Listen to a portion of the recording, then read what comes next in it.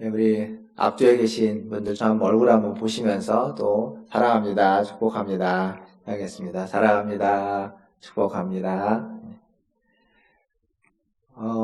요즘 집에 뭐 반려견, 물론 이제 고양이를 키우시는 분도 많이 계시지만 반려견을 키우시는 분들도 많이 계실 겁니다.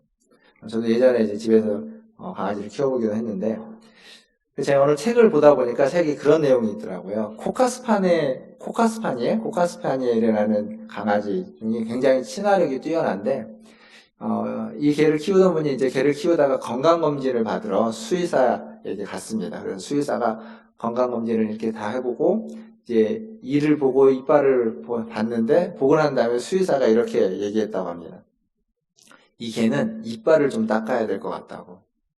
그러니까 이 주인이 좀 약간 의아하고 놀라면서, 아니 개가 무슨 이빨을 닦냐고, 뭐 닦으라고 해도 닦을 수도 없는데, 그러니까 그 주인이 닦아주셔야 된다고.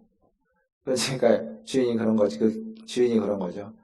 아니 다른 개들은 이빨을 안 닦고도 건강하게 잘 지내는 것 같은데 왜 우리 개만 이빨을 닦아야 되냐고. 밖에서 뭐 들개라든지 그런 야생에서 사는 개들은 이빨을 안 닦고도 얼마든지 건강하게 사는데 왜 그래야 되냐 하니까 수의사가 뭐라고 말하냐면, 그 야생에서 사는 개들은 과자를 먹거나 단 것을 먹지 않는다고. 그리고 야생에서 사는 개들은 그렇게 오래 살지 못한다고. 이빨이 충치가 생길 정도로 오래 사는 개들은 집에서 키우는 반려견들이 10년, 20년 이렇게 오래 살지, 야생의 개들은 그렇게 오래 안 산다고. 그래서 꼭 이빨을 닦아줘야 된다, 그렇게 얘기를 했다고 합니다. 이게 무슨 얘기냐면, 한 동물이죠. 강아지도 개도 동물입니다. 그 동물이 살기에 집 안이라는 환경과 자연이라는 환경, 어디가 더 좋을까요? 사실 어디가 더 좋다고 이야기하기는 어렵습니다. 근데 우리는 동물은 자연이 더 좋을 거다, 자연이라는 환경이 더 항상 이상적일 거다라고 생각을 하는데 꼭 그렇지만도 않습니다. 자연이라는 환경에서 동물이 자유롭게 살긴 하지만 거기에서 동물이 오래 살지는 못합니다. 단명하는 거죠. 집이라는 환경에서 애완견으로, 반려견으로 있으면 더 오래 살긴 합니다. 그러나 아픈 곳이 더 많이 생기는 거죠. 사람도 비슷한 것 같습니다. 사람도. 근데 이게 무슨 얘기냐면, 자연이라고 해서 언제나 항상 더 좋은 것만은 아니라는 겁니다. 분명히 자연은 하나님이 창조하신 선한 세계이지만, 하나님 창조하신 선한 세계임에도 불구하고 그 자연이 언제나 축복되고 언제나 조화로운 세계만은 아닐 수 있다는 거죠. 그 세계는, 하나님 창조하신 이 자연이라는 세계는 인간과의 관계에서 의미가 있어지고 창조되어졌다고 이야기할 수 있습니다. 즉 자연은 인간을 위해서 창조됐다고 말할 수 있고, 인간도 자연을 위해서 지음받았다라고 볼 수 있습니다. 사실 우리는 하나님의 형상으로 창조되었습니다. 하나님이 창조하셨죠. 하나님의 형상으로, 하나님의 말씀을 따라서 다 창조되었습니다.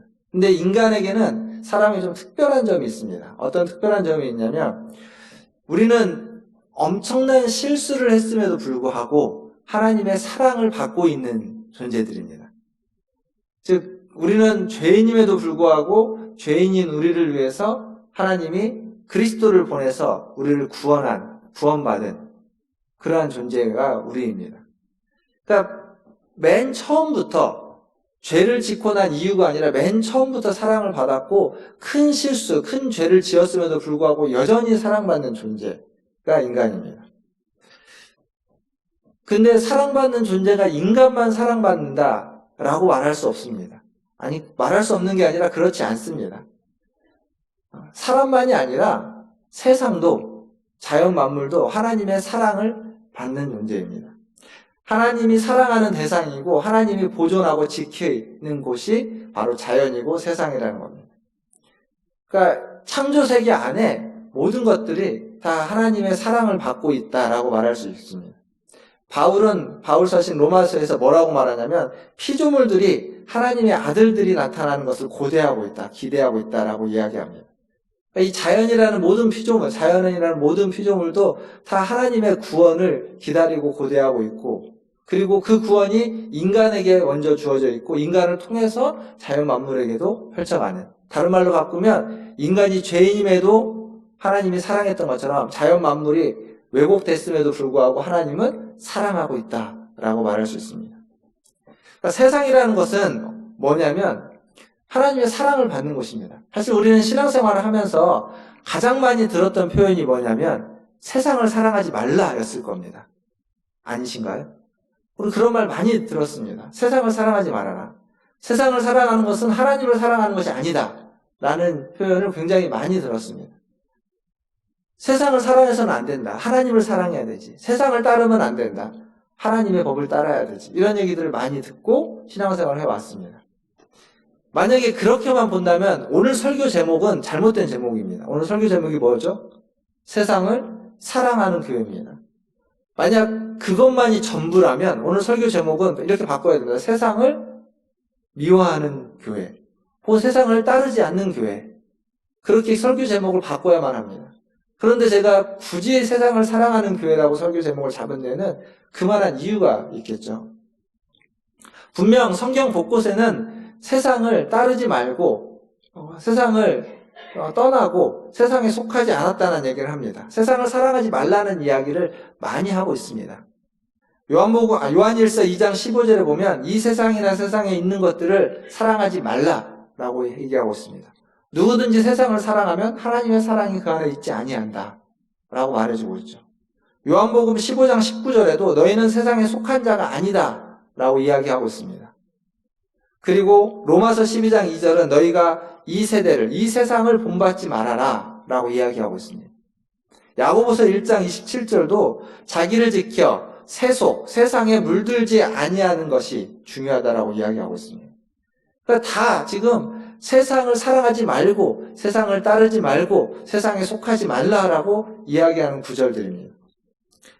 이 세상은 분명 죄로 오염됐고 타락한 세상들이죠. 습니다. 이렇게 이야기할 수도 있습니다. 마귀의 통치 영역. 이 세상은 죄로 말미암아서 우리를 유혹하는 세상이고 죄로 말미암아서 왜곡된 세상이고 이 세상 속에 있는 어떤 질서와 문화는 우리가 따를 수 없는 것들이 분명합니다. 근데 성경에서 세상이라는 단어, 똑같은 단어를 쓰고 있는데 언제나 이런 의미로만 쓰고 있지 않습니다. 그렇게 단순하지 않다는 겁니다. 전혀 다른 의미의 세상들이 이야기되고 있습니다. 마태복음 24장 14절에 가보면 온 세상에 복음이 전파된다라고 말하고 있습니다. 온 세상에 복음이 전파된다라고 하는 이 세상은 그냥 어떤 지역으로서, 어떤 대상으로서, 어떤 땅의 영역으로서의 세상의 의미라고 말할 수 있습니다. 그러나 창세기 1장과 창세기 2장에 나오는 세상은 또 다릅니다. 그 세상은 하나님이 지으신 선한 세상입니다. 보시기에 좋았던, 하나님이 보시기에 좋다라고 이야기한 세상이 창세기 1장, 2장에 나옵니다. 물론 세상이라는 단어로도 성경의 여러 곳곳에서 그런 하나님의 은혜가, 하나님의 영광이 충만한 세상으로 나오고 있습니다. 요한복음 3장 16절, 우리가 잘 아는 구절이죠. 하나님이 세상을 이처럼 사랑했다. 하나님이 세상을 사랑했다는, 얼마만큼 사랑했냐면 독생자를 주셔서 구원할 만큼 세상을 사랑했다라고 나오고 있습니다. 그러니까 확인시켜주고 싶은 거죠. 내가 너희를 얼마나 사랑하는지 확인시켜주고 싶은 겁니다. 그러니까 그리스도로 말미암아 우리에게 주어진 구원은 그 안에서 우리에게 허락되어지는 구원입니다. 분명 죄로 말미암아 타락한 세상, 죄로 말미암아 오염된 세상을 하나님은 사랑하지 않습니다. 그러나 하나님이 지으신 아름다운 세상을 하나님은 사랑하십니다. 그러니까 세상이라는 것은 이 두 가지 모습이 언제나 공존하고 있다는 겁니다. 사랑할 만한 곳과 사랑하지 말아야만 하는 곳, 이게 공존하고 있는 곳이 세상입니다. 우리가 경험하는 것도 마찬가지입니다. 그런데 이걸 기억해야 됩니다. 우리 사형리에 보면 하나님은 당신을 향한 놀라운 계획을 가지고 있습니다. 이게 가장 첫 번째로 이야기하는 거죠. 그 당신을 세상으로 바꾸면 됩니다. 하나님은 세상을 향한 놀라운 계획을 가지고 있습니다. 그 세상이 비록 타락했고 비록 오염됐고 비록 사랑하지 말아야 될 곳이라 할지라도 그 세상, 사랑하지 말아야만 하는 그 세상을 향한 놀라운 계획을 가지고 있습니다. 그 계획은 뭐냐면 그냥 내버려 두지 않는다는 겁니다. 그 세상을, 그 땅을 새하늘과 새 땅으로 바꿀 계획을 가지고 있는 겁니다. 그 땅을 그 오염된 것으로부터 깨끗하게 할 계획을 가지고 있습니다. 피조물들이 기대하고 고대하고 있는 것처럼 그 세상을 변화시키고자 하는 계획을 가지고 있습니다. 그래서 그 세상은 그리스도가 구속을 이루어가는 무대가 될 것이고, 그리스도가 사명을 이루는 사명의 장이 될 것이고, 그리고 더 나아가서 하나님의 영광스러운 세상으로 거듭나는 곳이 되는 것입니다. 이게 바로 하나님이 세상을 향한 놀라운 계획입니다. 근데 그건 가만히 생각해보면 우리를 향한 놀라운 계획과 거의 다르지 않습니다. 똑같습니다. 세상을 사랑한다는 것은 타락한 세상, 오염된 세상, 그 죄와 그 타락을 사랑한다는 말이 아닙니다. 세상을 사랑한다는 말은 더러워진 세상을 변화시키고 회복시켜서 새하늘과 새 땅을 만들어 가실 하나님의 그 세상을 향한 놀라운 계획을 사랑한다는 것이고, 놀라운 계획에 동참하기를 원한다는 의미입니다. 그게 바로 교회가 가져야만 하는, 교회가 세상을 향해서 가져야만 하는 자세이고 태도입니다. 우리 문화촌 제일교회가 바로 그런 세상을 사랑하는, 세상을 향한 놀라운 하나님의 계획을 사랑하고 그 일에 동참하는 우리 문화촌 제일교회가 되기를 주님의 이름으로 축원합니다. 우리는 하나님의 형상으로 지음받았습니다. 너무도 잘 알고 있습니다. 그런데 하나님의 형상으로 지음받았지만 우리는 다른 피조물들과는 좀 다르게 지음받았습니다. 하나님의 형상으로 지음받았다는 것 자체가 다른 거죠. 창세기 우리가 읽었던 오늘 본문을 보면 이전에 창조와는 몇 가지 다른 점들이 나옵니다. 하나님이 사람을 만들 때 형상을 따라 만들자와 만들 때 뭐라고 말하냐면 우리가 그렇게 만들자라고 서로 의논하고 회의하는 모습이 있습니다. 오늘 말씀을 보시면 26절에 이렇게 되어 있죠. 하나님이 이르시되 우리의 형상을 따라 우리의 모양대로 우리가 사람을 만들고 그들로 바다의 고기와 하늘의 새와 가축과 온 땅과 땅에 기는 모든 것을 다스리게 하자 하시고, 다스리게 하자라는 건 그냥 혼자 생각이 아니라 같이 함께 의논했다라는 의미입니다. 하나님 우리를 그렇게 다른 피조물들과는 다르게 만들었습니다. 뿐만 아니라 창세기 2장에 가면 하나님 우리를 만들 때 말씀으로만 하지 않고 흙으로 만들고 그 코에 생기를 불어넣어서 우리를 다른 피조물과는 다르게 또 만들었습니다.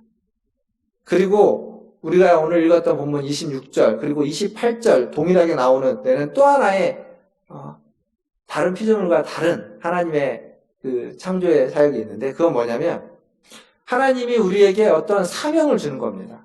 무엇을? 온 땅과 온 땅에 있는 모든 생물을, 모든 것들을 다스리게 하자. 사실은 하나님이 다스리십니다. 지금도 우리는 그렇게 믿고 고백하고 있습니다. 하나님 우리를 다스리시고 하나님이 온 세상을 다스린다고 믿고 있습니다. 그런데 오늘 이 창세기 1장의 창조의 이야기 가운데는 그 다스리는 일을 하나님이 누구에게 맡기시냐면 자기의 형상을 따라 지음받은 사람들에게 맡기는 겁니다. 하나님의 일을 우리에게 위임해 주시는 겁니다. 이건 다른 피조물들과는 확연히 구분되는 우리의 창조입니다.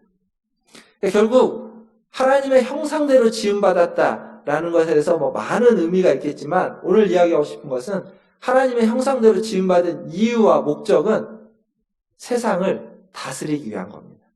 세상을 다스리는 일을 하나님이 위임하기 위해서, 그것을 맡기기 위해서 우리를 하나님의 형상대로 만들었다는 겁니다.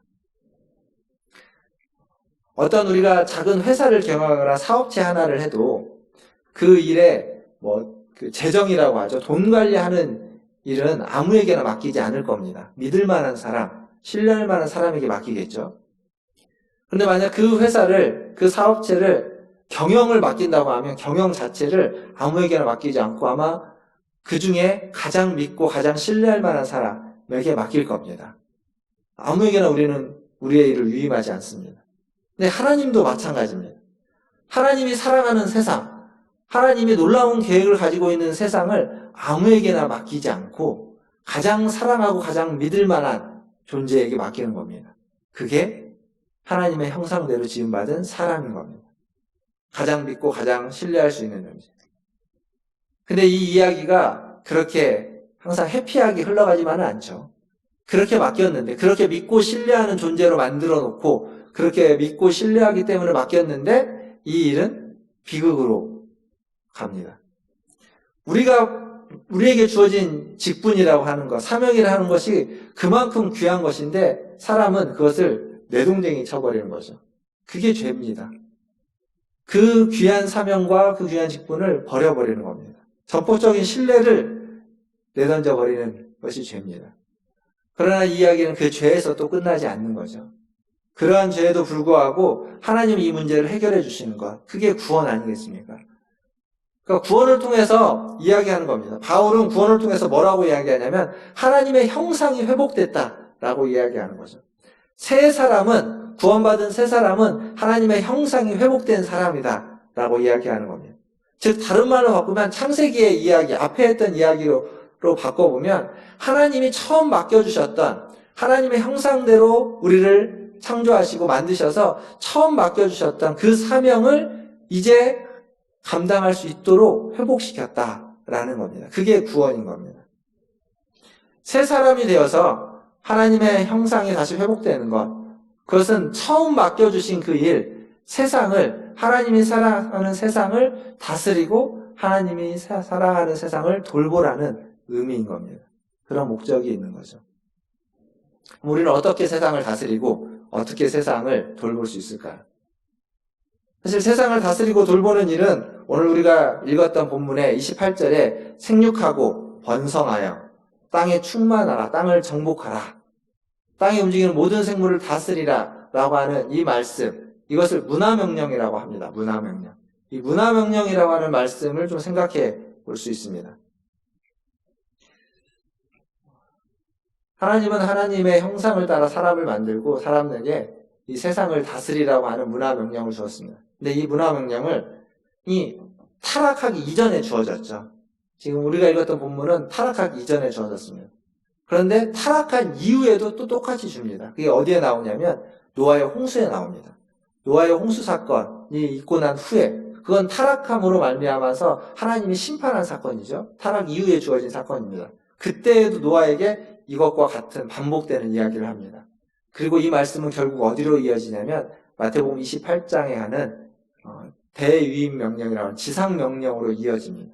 하나님이 우리에게 맡겨진 사명들이 이어지는 거죠.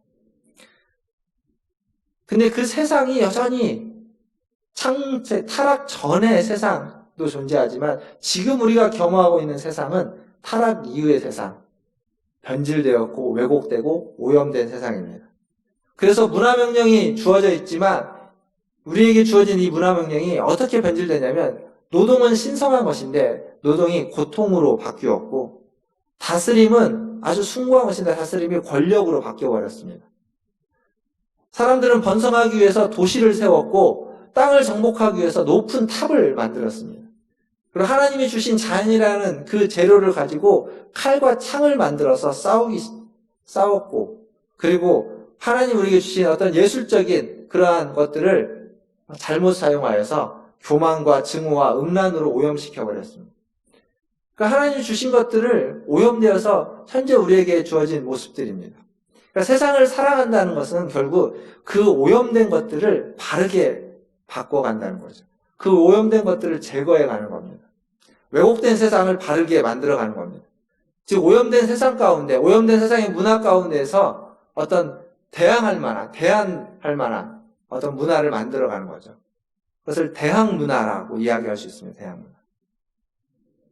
분명히 우리가 몸담고 있는 세상에는 문화가 있습니다. 이 세상의 문화들이 다 파괴적이고 차별적이고 그리고 냉소적이고 그리고 절망적입니다. 세상의 문화를 대표하는 세 가지를 이야기하려면 그건 돈이고 그리고 성이고 권력입니다. 이 돈과 성과 권력은 이 세상 속에서 아주 파괴적이고 아주 냉소적인 방법으로 우리에게 영향을 주고 있습니다. 돈이라는 것은 없는 사람을 위하지 않고 있는 사람을 위하는 방법으로, 그리고 성이라는 것도 요즘 성의 문제들이 아주 코로나도 코로나지만 또 아주 많이 나오고 있습니다. 그 N번방을 시작해서 이 성의 문제들이 예전에는 좀 더 나이가 있는 사람들의 어떤 문제들로 치부됐다면 지금 나오고 있는 건 10대들이 성의 피해자이기도 하고 피의자이기도 합니다. 대상이 되기도 하고 착취물의 대상이 되고 착취하는 자가 되기도 하는 것으로 오염되었습니다.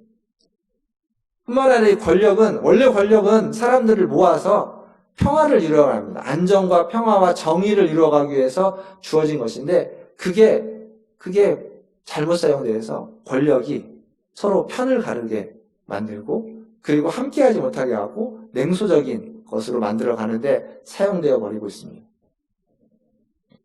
결국 이 세상을 사랑한다는 것은 이러한 세상을 바꾸어가는, 이러한 세상에서 대항할 만한 문화를 만들어가는 것이다라고 이야기할 수 있습니다. 그 밑바닥에는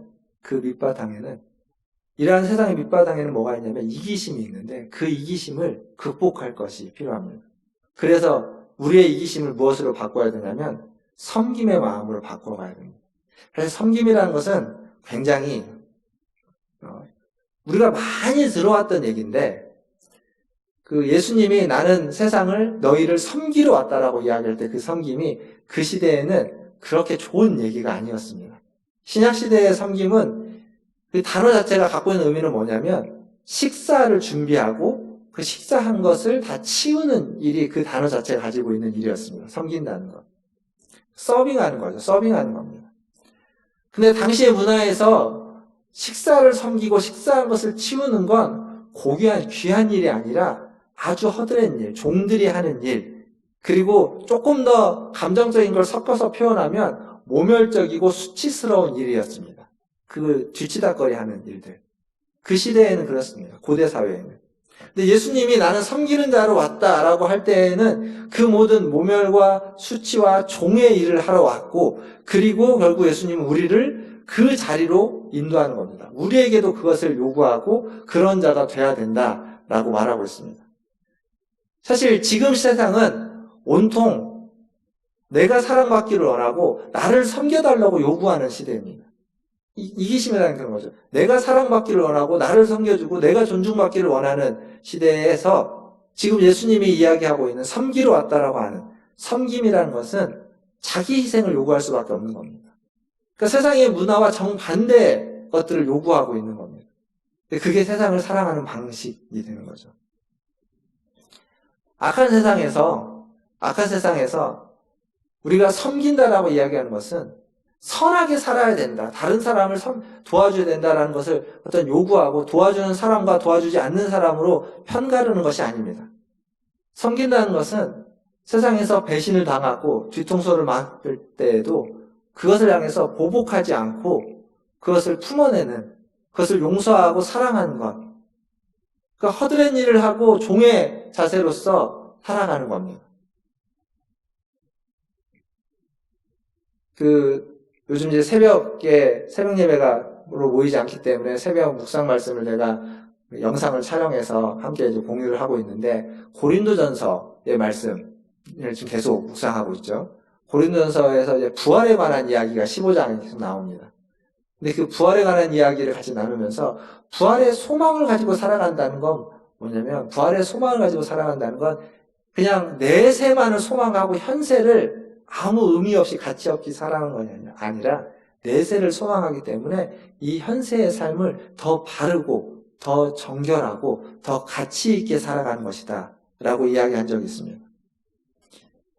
그러니까 부활의 소망을 가지고 살아가는 것은 부활의 소망을 가지고 이 현세는 아무렇게나 살아도 되는 것이 아니라 부활의 소망이 있기에 그때를 기다리면서 지금 여기에서 더 바르게 가치 있게 의미 있게 살아가는 것. 지금 여기가 고통스럽고 힘들고 어렵지만, 그리고 어떠한 사람들에게 눌림을 당하고 그리고 고난을 당하고 사람들에게 고통을 당하지만 그럼에도 불구하고 그것을 견뎌내고 품어낼 수 있는, 그것을 사랑으로 섬김으로 바꿀 수 있는 삶, 무엇이 있기에? 부활의 소망이 있기에. 그게 바로 이 세상을 사랑하는, 이 세상을 향해서 대항해가면서 살아가는 방식이 되는 겁니다. 뿐만 아니라 세상을 사랑하는 대항문화에서 중요한 건 뭐냐면 세상을 돌보는 겁니다. 문화명령은 다스린다라고 이야기하고 있죠. 문화명령에서 세상을 정복하고 땅을 다스린다라고 하는 이 다스림을 오랫동안 중세와 서구는 오랫동안 어떤 식으로 적용했냐면, 일단 이런 자연을 다스리고 자연을 착취하는 근거로 삼았습니다. 다스린다는 걸 권력과 힘으로 생각했고, 그래서 나보다 약한 자들에게서 그것들을 뺏어와서 내가 가질 수 있는 착취의 근거. 그래서 중세의 식민지가 그렇게 많았던 이유는 식민지를 건설하는데 앞장섰던 그런 중세의 나라들은 다 기독교가 창궐했던 나라들입니다. 그 서구 제국주의가 그랬던 건 뭐냐면 다스리라는 하나님의 명령을 그런 식으로 적용한 겁니다. 그런데 지금 우리가 너무도 잘 아는 것처럼 그런 의미가 아니라는 걸 잘 알고 있습니다. 다스린다는 의미는 착취할 근거가 아니라 섬기는 근거입니다. 돌본다라는 의미입니다. 원래 그 의미가 가지고 있는 거지. 세상 위에 군림하는 것이 아니라 다스리고 섬기기 위해서 그 아래 낮은 자로서 나아가는 겁니다. 하나님의 형상으로서 하나님의 일을 한다는 것은 하나님의 형상으로서 하나님의 자리에 서서 군림해서 다스리는 것이 아니라 하나님이 세상을 그렇게 낮은 자로 오셔서 섬겼던 것처럼 하나님의 형상으로서 낮은 자로서 세상을 돌보는 것, 그게 바로 세상을 다스리는 겁니다. 어떠한 마음, 자세와 태도로 사랑과 정의로 세상을 다스리고 세상을 돌보는 것, 그것이 하나님의 형상으로 우리가 세상을 사랑하는 방법이 되는 겁니다. 세상을 돌보는 것, 사랑하는 것, 너무도 잘 아는 이야기입니다. 하나님을 사랑하고 이웃을 사랑하라. 너무 많이 이야기해 왔던 거죠. 근데 여러분의 이웃은 어떤 사람입니까? 우리는 이웃이라고 하면 어쩔 수 없이 내가 몸담고 있고 내가 만나고 있는 사람들입니다. 결국 그 사람들은 나와 비슷한 생각을 가지고 있고 나와 비슷한 문화 가운데서 살고 있는 사람들입니다. 나와 비슷한 경제적인 것들을 가지고 있는 사람들이 이웃입니다. 그건 우리가 그냥 자연스럽게 알고 있는 이웃입니다. 근데 성경에서 이웃을 이야기할 때마다 빠지지 않고 이야기하고 있는 사람들은 누구냐면 나그네와 고아와 과부입니다. 그것을 현대의 표현으로 바꾸면 외국인들입니다. 이민자들입니다. 우리와 피부색이 다르고 언어가 다른 사람들입니다. 물론 피부색이 다르고 언어가 다른 사람들 중에 우리가 이렇게 막 위하는 사람들이 있죠. 보통 우리나라뿐만 아니라 아시아의 다른 나라들도, 심지어는 아프리카도 백인들은 그렇게 사람들이 좋아하고 따르지만 백인이 아닌 사람들은 다 무시한다고 합니다. 우리도 마찬가지죠. 근데 성경에서 말하는 이웃은 그런 것이 아닙니다. 모든 외국인들, 모든 이민자들. 고아는 어떤 사람일까요? 지금 시대로 바꿔보면 고아 혹은 한부모 가정, 그렇게 이야기할 수 있습니다. 과부는 어떤 사람들일까요? 과부라는 이야기는 지금 시대로 바꿔보면 가난한 사람을 이야기하는 대명사입니다. 그러니까 성경은 이웃을 이야기할 때마다 빠지지 않고 나그네와 고아와 과부를 이야기하고 있습니다. 나와는 다른 문화를 가지고 나와는 다른 환경에서 나와는 다른 가치를 가지고 살아가는 사람들, 그 사람들이 이웃이라는 겁니다. 그 이웃을 사랑하라는 거죠. 그 이웃을 사랑으로 대해야 된다는 겁니다. 무엇인가 결핍되어 있는 사람들, 그 결핍이 경제적인 결핍이든 사회적인 결핍이든 가정에서의 결핍이든 관계적인 결핍이든 혹은 정치적으로 나와 다른 의견을 가지고 있는 나와 다른 결핍이든 상관없이 모든 결핍된 사람들을 이웃으로 삼고 사랑하는 것, 그게 바로 세상을 사랑하는 방법입니다. 정의로 세상을 살아간다는 것, 세상을 돌볼 때 정의로 돌본다는 것, 사실 세상은요, 대부분의 사람들, 우리를 포함해서 모든 사람들은 자기의 이익을 위해서 살아갑니다. 자기의 이익을 위해서 공동체에 손해를 끼치는 것을 아무렇지도 않게 생각하면서 살아갑니다. 공동체의 손해라고 하면 다르게 얘기하면 다른 사람의 손해, 다른 사람은 손해를 봐도 내가 이익을 얻는 것이 당연하게 생각하는 것이 세상의 문화입니다. 그러나 그것에 대항해서 살아간다는 건 반대는 거죠. 정의를 행한다는 건 공동체의 이익을 위해서 나의 손해를 감수하는 겁니다. 그게 정의를 행하는 겁니다. 그러니까 정의라는 것을 막 이렇게 거창한 어떠한 것에 어떤 특별한 귀한 일들, 의미 있는 일들을 하는 것으로 생각하지 마시고 공동체의 이익을 위해서, 다른 사람의 이익을 위해서 나의 손해를 감수하는 것, 그게 정의입니다. 그렇게 놓고 보면 날마다 우리가 살아가는 삶에서 정의와 관련되지 않은 게 없습니다. 다른 사람을 유익하게 하기 위해서 내가 손해를 보는 것. 길거리에 걸어가다가도 다른 사람이 잘 걸어갈 수 있도록 내가 좀 옆으로 비켜주는 것. 좁은 길에서 앞에서 사람이 오고 내가 갑니다.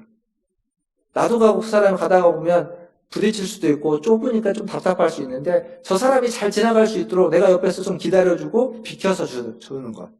그게 정의입니다. 정의를 뭔가 거창하게 생각해줘요. 엘리베이터 타는 데 있어서 빨리 가기 위해서 나도 먼저 타기 위해서 줄 서고 빨리 가는 것이 아니라 다른 사람을 먼저 보내기 위해서 한 번 더 기다려주는 것. 그런 게 정의라는 겁니다.